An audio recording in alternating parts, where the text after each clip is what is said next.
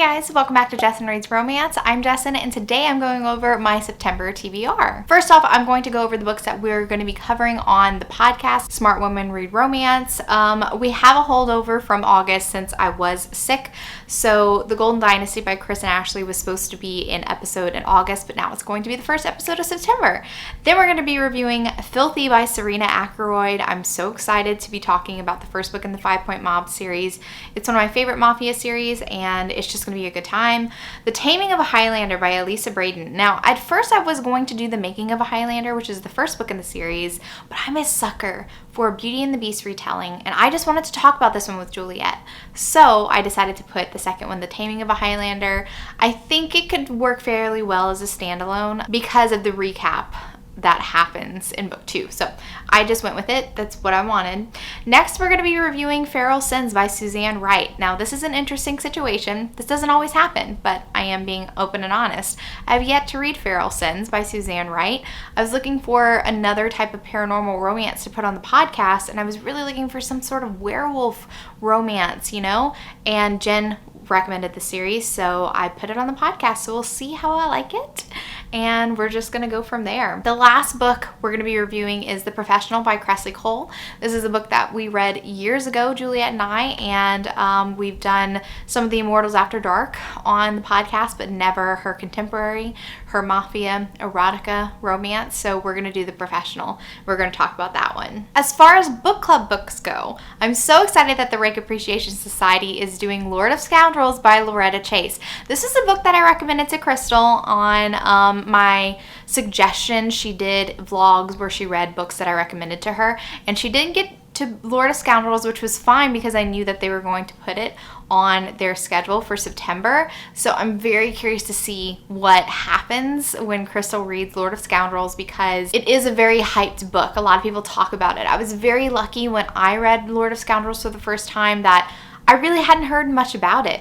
It popped up as a suggestion, but not from like a ton of people, and I almost immediately read it after it was suggested. So I didn't have time for my expectations to build for Lord of Scoundrels, and I ended up by really loving it. I love Jessica. She's probably one of my favorite heroines in historical romance. She is just absolutely phenomenal. She's my girl crush. So that's going to be on September 9th. They do their reviews early on in the month. So I'm excited to reread because it's been a while. It's been a hot minute since we've done Lord of Scoundrels on the podcast. Now, the historical hellions are reading The Pirate and the Pagan by Virginia Henley, and these book covers, so she has book covers that all have like the same theme. I don't think that they're related, but they're gorgeous. These are some of the first book covers that I ever purchased for classic historical romance. I was just like, these give me life. Give me life. I was hunting them down. As soon as I saw like one person post Virginia Henley covers on Instagram way back when, I was like, I have to have these. So I'm very excited because I haven't read any by Virginia Henley. I put The Hawk and the Dove on my list like a long time ago and I never got to it. And The Hawk and the Dove is the book cover that actually was repurposed for Gentle Rogue by Joanna Lindsay, like the new trade size. So anyway, I'm very excited about this. It says, a hellcat beauty scheming for love, a bold lord with only seduction on his mind, and the hero is a ruthless privateer, and it says she's wild as a pagan goddess. She's dabbled in the smuggler's game to save her family estate, so it just sounds like it's going to be a very interesting ride. I'm hesitant about it because it is old school historical romance, so we'll see. We'll see how I like the heroine and the hero. My fingers are crossed that this could possibly be a good one. If not, it's a beautiful cover and I'm glad that I have it anyway. All right, now for some new releases. These are the new releases that have caught my eye in September. They're definitely the ones that are going to be at the top of my radar. Again, I am in school right now, so I'm not sure if I'll be able to read a lot of the books that I plan on reading, but I like to set my expectations high. That's just how it goes, and I rather mention the books that I'm looking forward to and not get to them right away than not mention them. So Saint by Sierra Simone is for sure on my radar. I loved Priest so much, and I did read Midnight Mass. I have yet to read Sinner. So technically, Sinner is also on my list for September because I definitely want to read Sinner before Saint comes out, since Saint is the 4th book in the series. But I believe that this is a monk romance. So in the synopsis, it says you don't have to read Priest or Sinner to read Saint, but I still want to read Sinner before I read Saint. This is going to be an MM romance, and I am beyond excited about it. I'm just so excited about it. I love Sierra Simone. I think that she writes taboo romance with care. She never is writing a taboo romance for shock value or to see how far she can push it and then is unable to bring it back into territory that it's like, this is a satisfying romance. I just feel like Sierra Simone is a brand of her own. If you're going to be writing about religion, Sierra Simone is the person that I trust to write about it. I just think that she does a really good job. Next on my list is The Dawn and the Lady. Now, technically, The Dawn is coming out on August 30th, I believe. It's not out yet, obviously. I'm pre-recording this video, but I decided, since this is going to be a duet and since they're releasing very close to each other, because The Lady, I believe, releases on September 3rd. Okay, so it's August 26th for The Dawn and September 2nd for The Lady. So I'm just gonna wait until The Lady comes out to read both of them.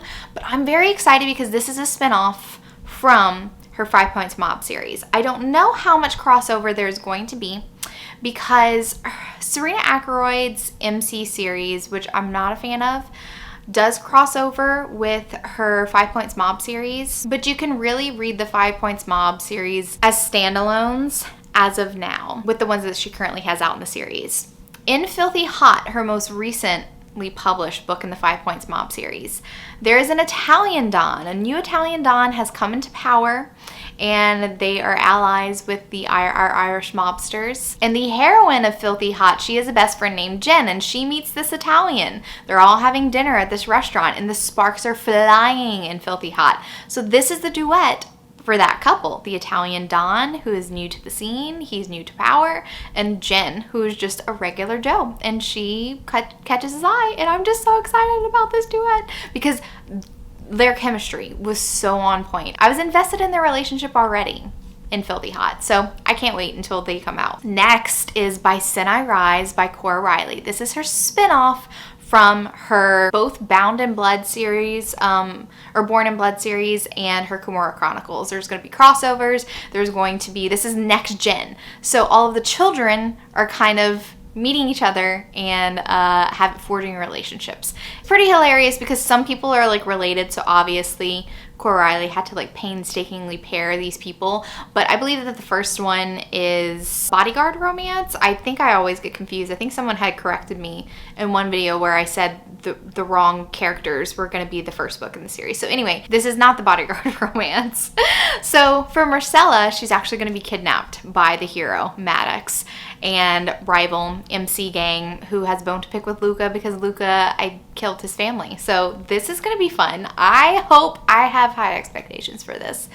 And it is a coin toss with Cora Riley. I'm not going to lie. Some of her books, I'm like, this is the best thing ever.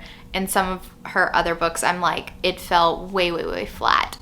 Savio and Adamo, yeah, those books did not work for me, but hopefully this one will. Hopefully this one will. Very hot cover. I'm loving this cover. Next on my list is Under the Whispering Door by TJ Klune. I very much enjoyed TJ Klune. I think that he is a phenomenal writer. I just really enjoy his books so much. When I read The House on the Cerulean Sea last year, it was just so heartwarming, and I hope that this book has the same vibes as The House on the Cerulean Sea. They're not connected, even though the covers look very similar.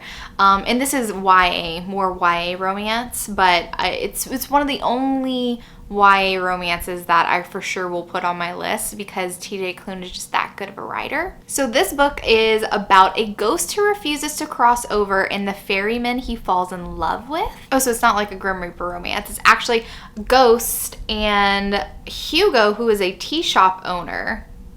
Oh, and he ferries the souls. They kind of talk about Wallace's life and all the things that he misses out on. This is really cute, so I hope that they're able to stay together because he's supposed to be crossing over. And obviously, Hugo can't cross over with him, so we'll see how that works out. I'm very excited about that. I just think that TJ Klune is very unique and I like him. Now, this is a random book that I'm putting on my TBR just because I saw it. I'm kind of into monster romances lately. So I want to read Damaged Gods by Casey Cross, which is a pseudonym for J.A. Huss. I've read one book by J.A. Huss. It was just contemporary, age gap, stuff like that. So I don't really have expectations for this, but I wanted to read a monster romance and this one caught my eye. It's always recommended to me on Amazon, so I'm gonna pick it up. So apparently the heroine, Pi, she takes this job as a caretaker at St. Mark's Sanctuary, which I'm not sure if this is like a church. What is this?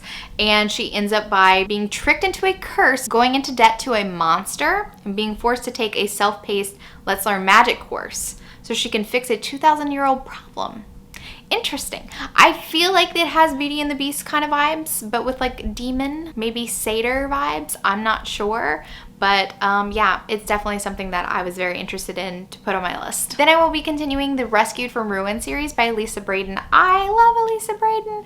I love her historical romances. All of her historical romances are on Anyplay, and so it's very easy for me to listen to the audio with my subscription. Currently, I'm on book 5. I don't know once I hit September if I will just be on book 6 or whatever. It just depends on what I'll be able to listen to for the rest of August.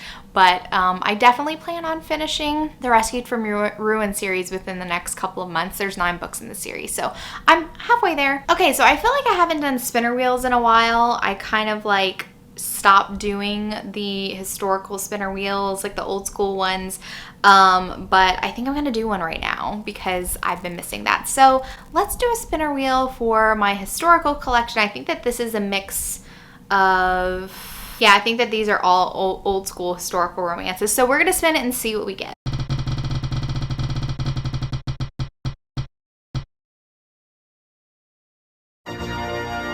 Captain Jack's Woman by Stephanie Lawrence. Now, I think that this is the prequel to the Bastion Club series, actually, because I think the first one is like The Lady Chosen. I might actually have that one. Yeah, I actually have it right next to it. So Captain Jack's Woman, I believe, was written after the series started. I don't know, but I think it's a pirate romance, so we're gonna be reading that. Okay, so let's pick another book. These are books that I currently already own, freebies and stuff like that.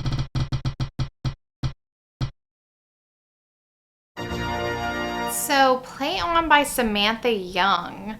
Interesting. I don't remember this. This is, oh, is this the same? This is the same author for On Dublin Street, which I didn't love.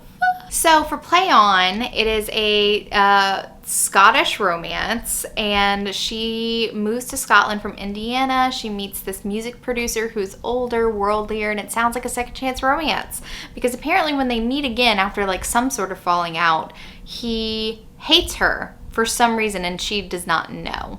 And he's determined to be at war with her and she has absolutely no idea why. So this will be interesting. I'm hesitant about it. I did not love On Dublin Street, so we'll see. Okay, let's do one more for Kindle Unlimited.